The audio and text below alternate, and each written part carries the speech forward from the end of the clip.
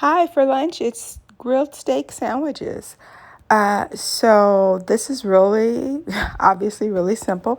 A grilled steak sandwich is a delicious lunchtime meal, especially if you're going to eat a little lighter in the evening. So we're going to begin with your favorite cut of steak. This is mine here. And if you've seen any of my other steak recipes, I use garlic, whole garlic, and I like to use a little olive oil, depending on what I have around, and just let that sit with the pieces of garlic, pepper.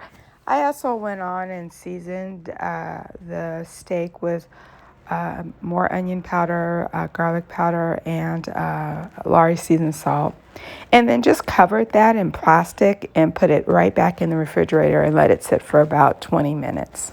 While that's marinating, you want to pull out your hoagie rolls and we're going to do sort of an old-fashioned toast. Now, I know that looks like a lot of oil, but we're going to lay the hoagie bread onto the hot, flat iron, and we're going to toast the bread.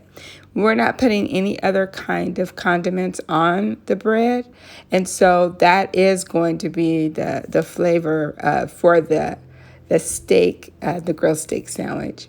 Okay. Next, you're gonna also add onions, and so I just lay my onions right next to the bread, and I've sliced them in rounds, and so I have 2 rounds there, and they're gonna just cook until they brown on both sides. You're going to pull out your steak and go ahead and put it in a hot oven on 400 degrees for 20 to 25 minutes, depending on how well done you want your steak.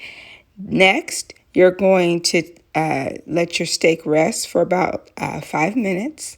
After it's done, and you have your cooked onions, you're going to spread those on your toasted roll. I have added sliced tomatoes as well as lettuce. And there you have it. You have a grilled steak sandwich. So this is a weekend kind of meal, but it is delicious. It's filling and well worth the effort.